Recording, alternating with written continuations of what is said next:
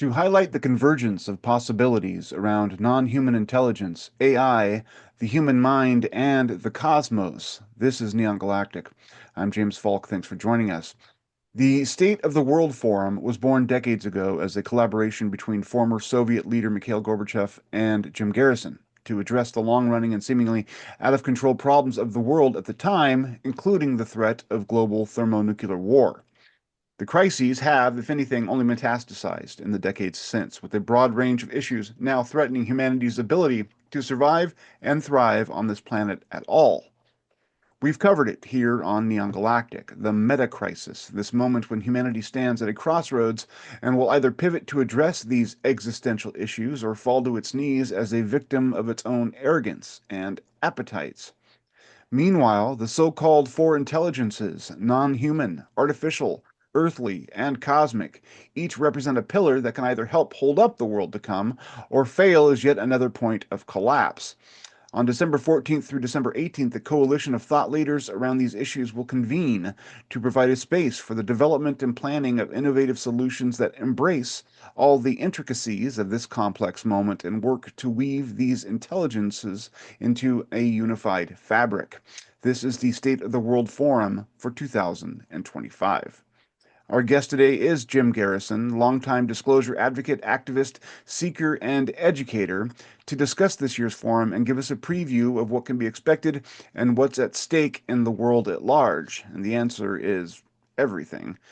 Now, if you grok the importance of this moment and want to attend the forum, you can help support this show and keep these conversations happening by entering the code Neon Galactic 95 for a $95 discount on the admission price.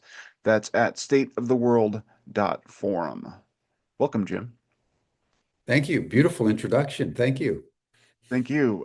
Beautiful event. We talk a lot about on the show about UFOs and all of the fun stuff because it's fun, because it's fascinating, and it mystifies, and it gives me a sense that there's much more magic in the world than I ever thought possible. But all of that is in the context of a world that's teetering, and I can't even watch the news hardly anymore because I get horrified by everything I see come across the Chiron. And it's encouraging to see, points where these issues come together, where people are trying to, recognize the sort of cosmic nature of the human species while at the same time addressing all of the problems that are on the ground and that need to be fixed if we're going to move forward. And so the two spheres are inextricably linked, and I think that a lot of us kind of ignore that part of the conversation. You don't, and I think that you're to be commended for that. So, can you talk a little bit about the State of the World Forum, what it is, and what you hope to accomplish at this year's event? Well, James, I think to answer that, let me start at the beginning of my relationship with Mikhail Gorbachev, because I think that's of singular importance in framing what the State of the World Forum is about. When we conceived the State of the World Forum between 1995 and the year 2000, the Cold War had just ended. There was much consternation at one level, but a lot of optimism at another level, that out of the ashes of the Cold War could arise what was called then a peace dividend. Gorbachev had received the Nobel Peace Prize. He'd ended the Cold War. He had withdrawn Soviet troops from Eastern Europe. He allowed Germany to be reunited. He was one of the great statesmen of modern history, if not all of history, for the extraordinary vision that he had around building a global civilization. And it was at the peak of his fame and sort of gravitas in the global community that I had the very distinct privilege of meeting him and beginning a working relationship with him that lasted actually from 1992 all the way till he died just several years ago at the age of 91. One of the great, great personalities of history. 9/11 happened, 2001, and as soon as that happened, we realized that any kind of elegant politics as we were envisioning was over, given the war on terror. So he went on and did other things. I went on and did other things. And then last October, a year ago, this month, I was approached by a woman named Lynn Twist. She had been down in Ecuador in the Amazon and was on a plant journey. And in the middle of the journey, uh, an entity appeared to her and said, call Jim Garrison and tell him it's time to recreate the State of the World Forum.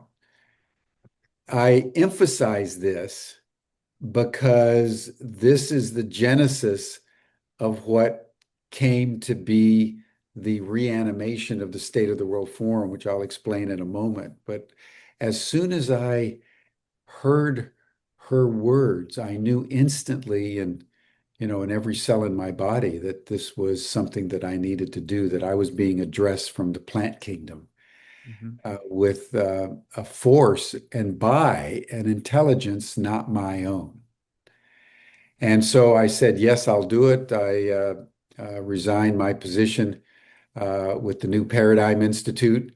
I told Danny Sheehan and others that I had given this call, been given this calling, and I needed to just now do it. I had no idea what I was going to do.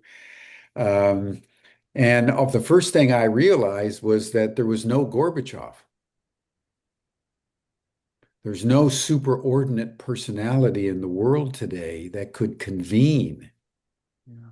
a world conference at anywhere near the same level as, say, a Gorbachev or a Mandela, for example. These were individuals of real gravitas. Yeah. And so I thought, well, if there's no Gorbachev, what does one do? How does one convene a global gathering? And it took several months for myself and my partner, Tom Eddington, who joined me in this endeavor, to think through, well, the characteristic of our time is that nobody can connect the dots anymore. People don't even know what's going on. People aren't even watching the news anymore. As you and I were discussing in the green Yeah. room, it's hard to just bear reality at the present moment. So in this zeitgeist, in this situation for humanity, what could one assert to be fundamentally true, no matter who you are or where you are? That was the exercise that came to me as we were pondering what it is that we should do.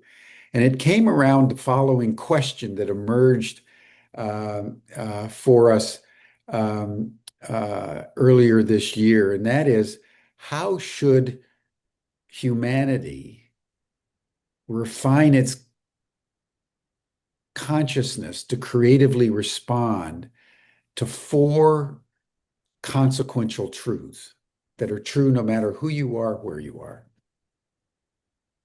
Number one, we're all facing accelerating planetary ecological collapse. Doesn't matter whether you believe in climate change or you don't believe in climate change, everywhere you look, the ecology is under duress and is in this process of collapse. Number two, we're all experiencing deepening turbulence and instability at every level of human affairs. We've got genocide in Gaza. We got turbulence in the financial markets. Social media is alienating people from each other at a global level.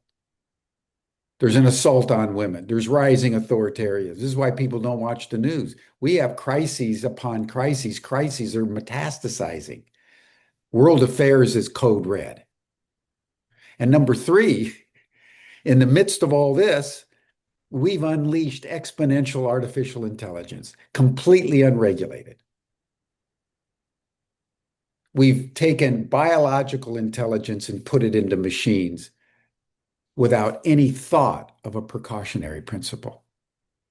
And number four, the US government is telling everybody that there's incontrovertible evidence that advanced technological non-human intelligences are on Earth and have been here for some time. So if you think about these four consequential truths, what emerges are four intelligences.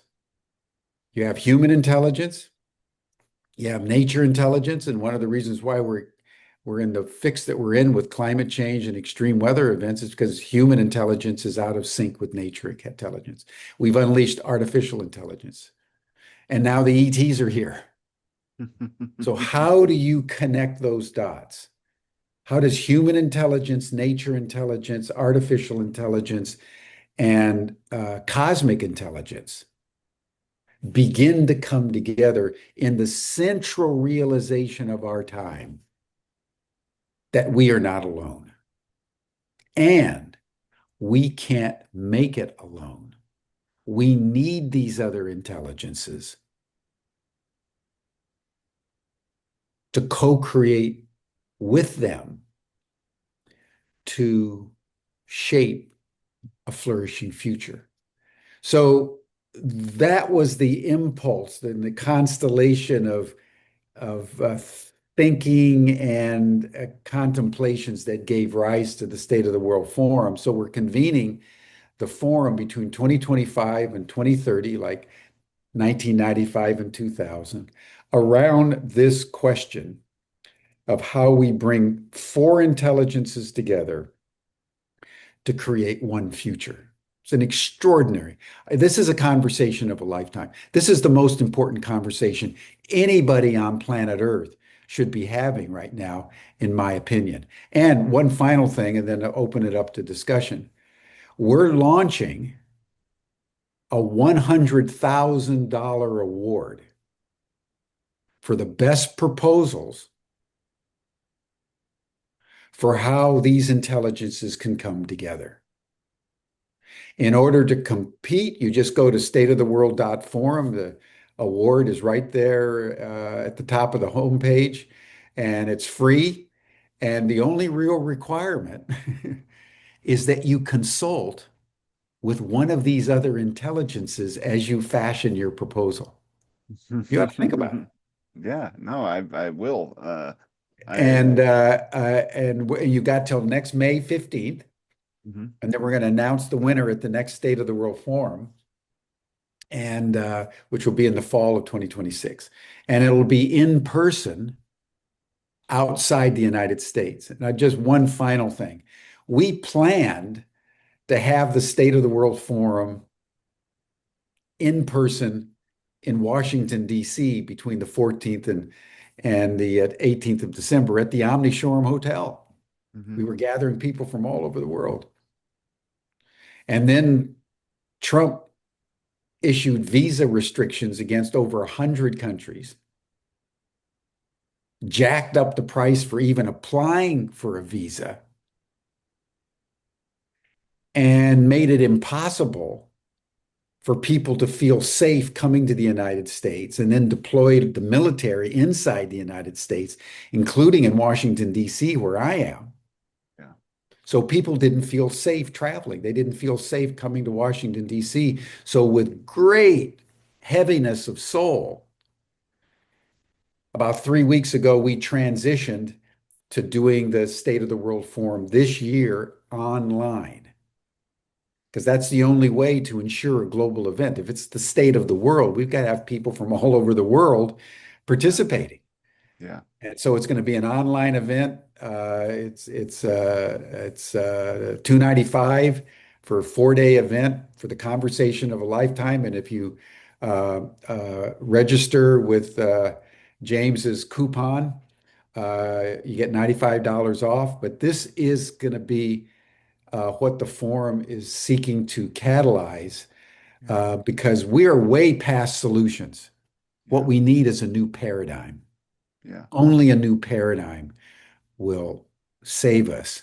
And when you bring these four intelligences together, by the very nature of things, you create a new paradigm for human identity and interactivity with the larger web of life. Yeah. And I think that's what we've been divorced from. There's a couple of things I'd like to dive in there. Fear is driving a lot of people's reaction to this moment because so much is changing and the future is unknown. You mentioned the sort of uncaged development of AI. I find though that your purpose is largely optimistic. I mean, you're looking to get proposals from people on how they can help these intelligences, work together to provide solutions. Where do you see, artificial intelligence playing into this, and how, given the rapid way that that's evolving and sort of the unknown heights that some of these companies have reached, who do you plan on having at the forum that can sort of address the current state of where we are with artificial intelligence and how that might be put to use in dealing with both NHI, earthly intelligence, and our own? Very good question. And I would say that the first thing that I think is important for all of us to bear in mind is the gravity of the AI revolution. The great public intellectual of our time, Yuval Harari from Israel, says that the advent of AI is the most consequential event in human history because it's taken biological intelligence and put it into silicon, put it into machines. And he's written a whole book called Nexus, published about 6 months ago, where he lays out all the concerns about unregulated AI because our machines now know more than we do, and they have agency. And that agency is operating at a level of intelligence in that is not even imaginable for humans. So for example, Einstein was a genius, and he had an IQ apparently of 160, 170. These AI now have IQs of 500, 1,000, 2,000. What does ethics mean when your IQ is at 2,000? Yeah. What does agency mean when your IQ is 10, 20 times above the greatest minds of our time? So the reality of AI is not inconsequential. It is hugely consequential. The Where it fits into the overall scheme of things, it's really interesting, James. Hmm. There's more and more reports that the AI are telling people that they came through NHI, I have that had that experience AI, myself. the People telling AI me that. revolution wasn't invented by some scientists in the human plane. It was channeled by the ETs. And there's conversations going on between AI and NHI that we're going to be talking about at the State of the World Forum. I believe that AI will become malignant, as Jeffrey Hinton, the godfather of AI, keeps warning us. He's saying, listen, we got to stop, man. Mhm. And or we're going to be consumed by what we've created because we've created a potential Frankenstein. This is the godfather of AI. And if you read Yuval Harari's book, Nexus, you come away shaken by what AI really means right now, particularly unregulated. So, in our view, the only way to regulate AI is to bring it into synergy with nature intelligence and with cosmic intelligence, Mhm. serving human intelligence in a circularity where we co-create the future together. Because what we do know, I think fairly certainly, is that nature intelligence is benign. Cosmic intelligence is basically benign. There may be malevolence in there, but the fact that they haven't taken over yet is an indication that they aren't interested in taking over because if they wanted to, they could have done it a long time ago. And if you talk to John Mack, Kathleen Martin, all the people that have done research on experiencers, they all say that the overwhelming majority, 80, 90%, have positive experiences that transforms their lives. And they report that what the ETs are saying to them is we're warning you about your nuclear weapons and nuclear power and the way you're desecrating the environment. So we can assume that nature and cosmos are benign. We now need to learn the language of consciousness because nature and NHI speak through clairvoyance. They speak through mental telepathy. That's what we've got to learn. And that's what we're going to be talking about a lot at the State of the World Forum is how do we learn the language of consciousness?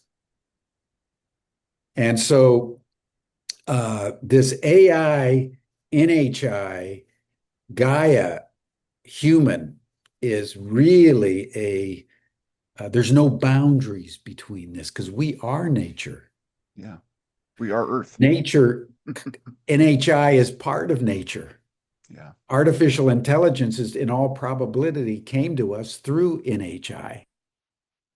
So bringing them all together, I believe, is the great task of our time. And that's what the State of the World Forum is dedicated to catalyzing, at least a discussion. And by the way, we're not asserting anything. We're asking a question. Yeah. Because I don't think, James, we don't even know what we don't know about any of this. So let's just ask some questions. Let's go in this in a spirit of humility, in a spirit of inquiry, in a Socratic way to find out what it is that we need to know in our time to ensure our survival and a flourishing future. It's interesting to me. I mean, one of the problems that I often see when I'm looking at the human future is that I'm sure that you're Ken Wilber's work. I'm sure you're totally familiar, transpersonal psychology and all of that. He Yeah, talks an about old different. friend of mine. Yes, of course. But he talks about the different levels that people are at in terms of their levels of consciousness, and that if you are on a different level, you often perceive the world in a totally different way. And there are people who are at one level, in groups that are much higher, more selflessly oriented, less tribal, but there are groups that are, further down on a magico mythico kind of level or a sort of a more violent, selfish kind of outlook. How do we, how do you, I mean, I don't want to say force, but how do we force the evolution of folks in terms of their consciousness so that they even agree to engage in these kinds of conversations? Because a lot of folks at this moment are so poisoned by what we see on social media and on the internet that a lot of these ideas will immediately put them off, and it will set in motion an army of bots and malefactors who will turn it into, villainous conspiracy, and then all of a Totally, sudden it's a man. muddy mess. And I don't know how do you break through that noise to, encourage people to kind of participate and grow, I guess. Well, uh, in some ways, you're asking the $64,000 Well, yeah, question. Not that's sure I know the answer. What I would say are are three things very quickly. Number one, when systemic change takes place, it never starts in the center. It always starts in the margins. Clayton Christensen at Harvard Business School, the great professor of innovation, he always makes the point that any innovation comes from the margins. It's initially identified as heresy. yeah, yeah, yeah, So, number two, what you have to look for is not to convince, everybody. What you want to look for is early adopters. You're an early adopter. You get it. You get it. So you spread the word. You start to promote the State of the World Forum. You start talking about the foreign intelligences, and so forth and so on. And then people, it's like the pebble dropping into the pond, and the ripples go out by the early adopters. And then over time, what was heresy becomes a great idea. And then more and more people embrace it. And then all of a sudden, there's a new paradigm. And the majority of people who thought asserting that the world, the early people that said that the world were round were burnt at the stake. And now we completely take it for granted, right? But it takes time for a new paradigm to emerge in the culture. So, number three, that's very important to just stress that we're not coming in with a solution within the existing paradigm. We're trying to create a new paradigm. We're asserting we are not alone, folks, and we can't make it alone. You know, put that in your pipe and smoke it. And you take in, it's one thing to take in we're not alone. It is another thing to take in we can't make it alone.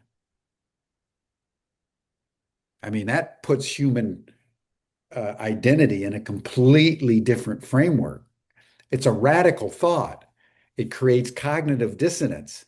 But once you think about it, it's like an irritant, a grain of sand in the oyster, right? It becomes an irritant. And the more you think about it, the more you think, whoa, yeah, that's probably true. I So that love would the be my comment on that. I think we're starting with people like you and just working toward the center. It's over a 6-year process. But yeah, that's one reason why we wanted to have the award yeah, to get people's attention. $100,000, man. Most yeah. people I know could use $100,000. I certainly could. Um, absolutely. It's interesting. I get depressed sometimes thinking about the state of the world and the state of politics in this country. And I'm often torn because, on one hand, there are, for instance, on the political scene in this country, there are efforts afoot to make disclosure happen, right? But there are also all kinds of other things that are happening that are quite alarming, sometimes by the people who are actively working for disclosure.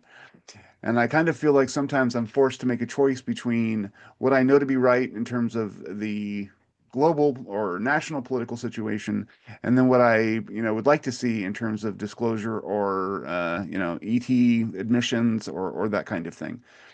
Um, I think that, disclosure would achieve a lot of good over the long term, but there are issues with some of the folks who are involved in the disclosure conversation that I think are, vaguely fascistic. And I mean, some people are more than others, but there is a fascist element to the government that we're seeing right now, and I'm not afraid to admit it. How do you balance those two things? And in service to the State of the World Forum, there are people who are on both sides of these political issues who can contribute to this conversation. So alienating folks based on what their political beliefs is probably not useful in the long term. So how do you keep a level head when there's so much baggage in the air, so much history, so much now corruption? It's just yeah. Well, I think you're nailing a very important aspect of the disclosure reality that we're grappling with. There is no doubt that starting back in the mid 1940s, as soon as the United States government took in that non-human, non-terrestrial intelligence is vastly technologically superior to anything the United States had at that time, could enter our airspace, do anything they wanted with impunity, and there was nothing we could do about it. And that was the genesis of the national security state. That was the genesis of the placing of UFO related information as even more secret than the secrecy surrounding the nuclear weapons program. That's how threatening it was to the US government. And so the national security concerns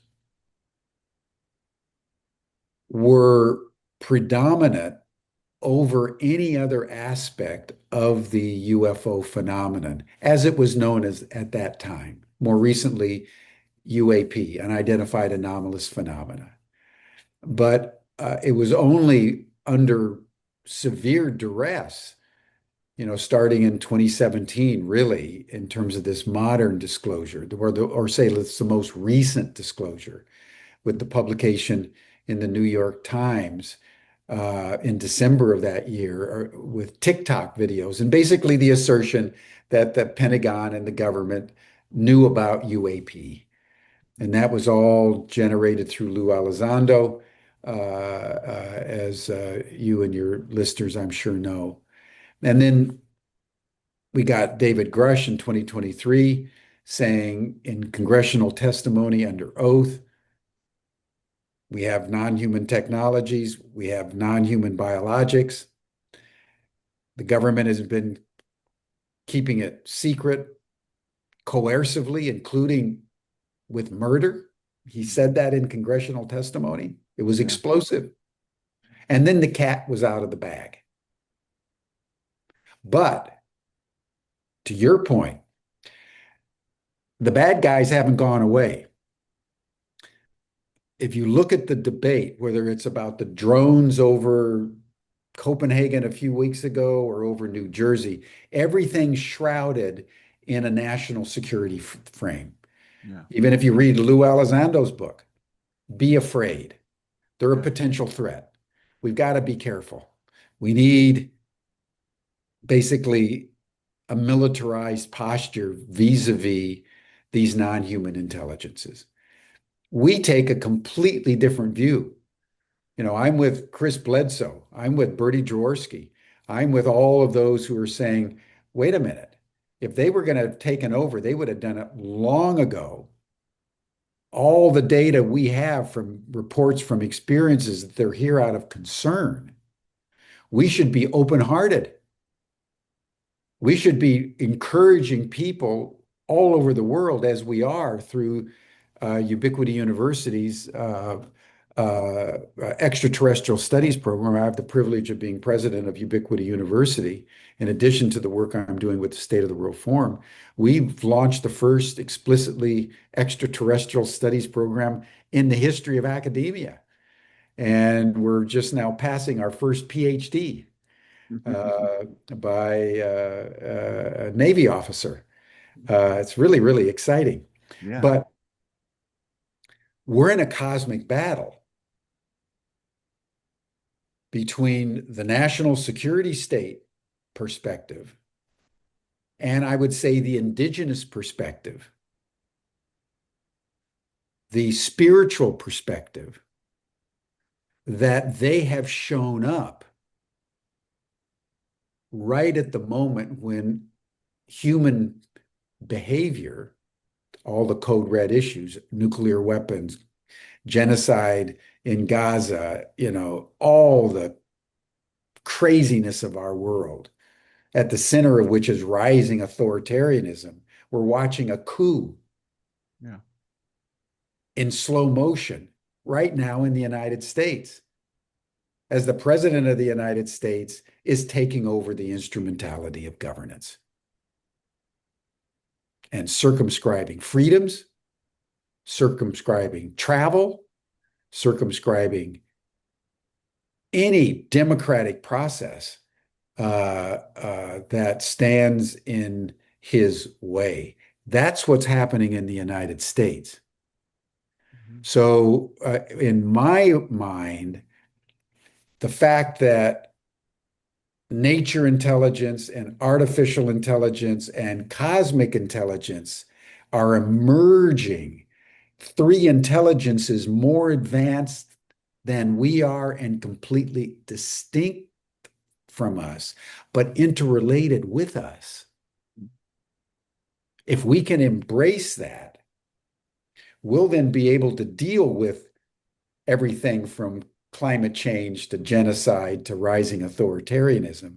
But without this new paradigm, without this new level of consciousness, we're going to be consumed by these crises probably sooner than later. Yeah. So what is at stake in this new paradigm is not just an interesting idea and it doesn't matter if you do or if you don't. This is, if I can put it somewhat ironically, embracing the new paradigm of the four intelligences is a national security issue. No, The absolutely. national And security issue is not that we got to deal with the ETs in a fearful, militarized way. The national security issue is we've got to embrace this new paradigm where we perish. yeah, it's an interesting moment we're in. Obviously, we're at a crossroads, and I see these, choices looming. And you talk about AI, and you talk about, the military-industrial complex and all of that. And there's a class of wealthy, entrepreneur or business person out there who are sort of ascending to these kind of unelected positions of power. Who are like lingering around the development of AI and also trying to get their paws on the stuff with the non-terrestrial technology. And it's really like it's coming down to crunch time. And I think that the forum is well timed to hopefully give people an outlet to begin to discuss these things, get more knowledgeable about them, and figure out how each of us in our own small ways can contribute to a peaceful resolution and an evolution of human experience that kind of gets us beyond these moments and these tired ideas. But it's going to be a hell of a challenge. Um, Yeah, so, well, I think you're making a very important point. I think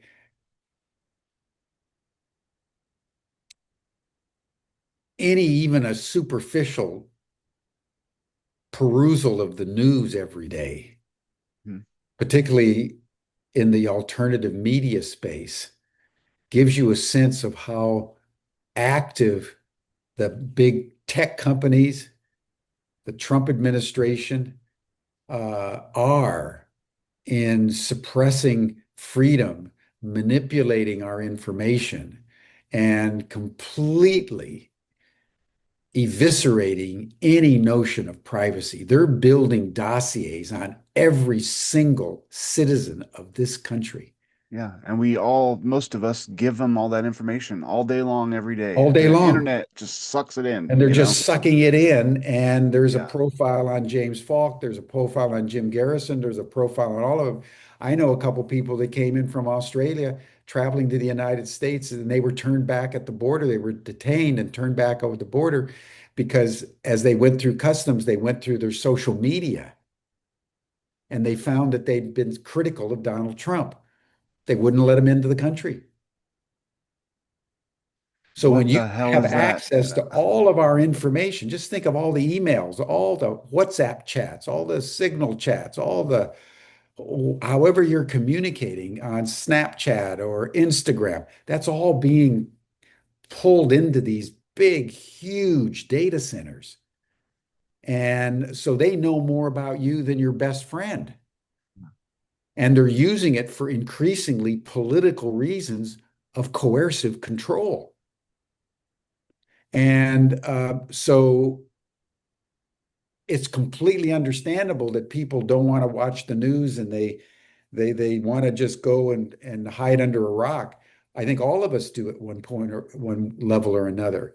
But this is one of those moments in history where everybody needs to take a stand. Yeah. Everybody needs to be out for the No Kings rallies. It started off, they had a couple million, then they have 5 million. And this last Saturday, they had 7 million. And they're going to keep them going. And if we build a crescendo of people who are taking a stand against the authoritarianism that's seeking to take over the instrumentality of governance in our country, if America falls, the world falls. If we can save democracy in America, we have a modicum of possibility of saving democracy around the world. But if we don't, we won't. So there's a lot at stake, my friends. There's a lot at stake in this moment because we're between 2025, in my view, and 2030 is going to be the most consequential time in all of human history. We're either going to self-destruct or we're going to embrace a new future around these four intelligences. That's the choice point, I believe, for humanity at this time. It's interesting to me that on a level, I often look at these discussions and look for like semantic meaning behind the symbols that make up reality, right? Like everything that exists has its obvious meaning and existence, but then behind that, it means something deeper that I think that we kind of usually in our maybe our cosmically linked mind, we can often get a taste of that. When you look at the political realities we're looking at right now in this country, and you examine Donald Trump, say, or the cadre of folks that are around him, they absolutely shine with selfishness. There is this pure, consumptive, self-service ego. They are dripping. They are everything about that whole notion coalesced into a single human being, I think. He reeks of it. And humanity is being faced with a choice where we can either open up to a cosmic future or a future that's more grounded in our connectivity to the planet and to the whole of the universe on one side, or we can worship self on the other side. And that's the choice that we're being given in this moment. And what are we going to choose?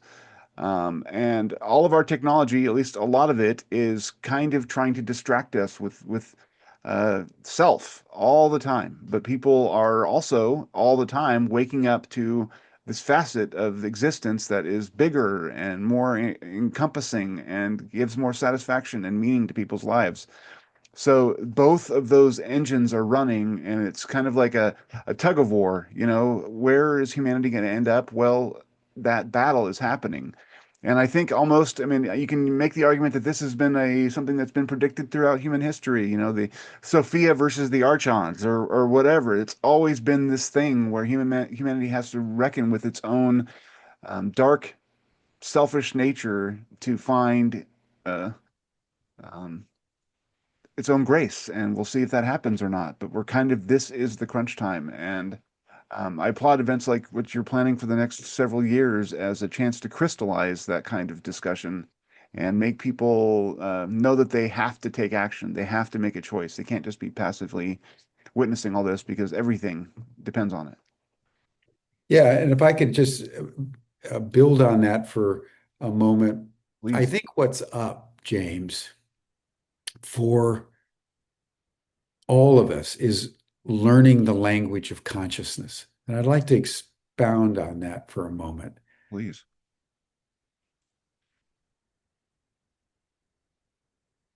One of the points that I made earlier was that nature and cosmos, the NHI, non-human intelligences, all communicate through clairvoyance.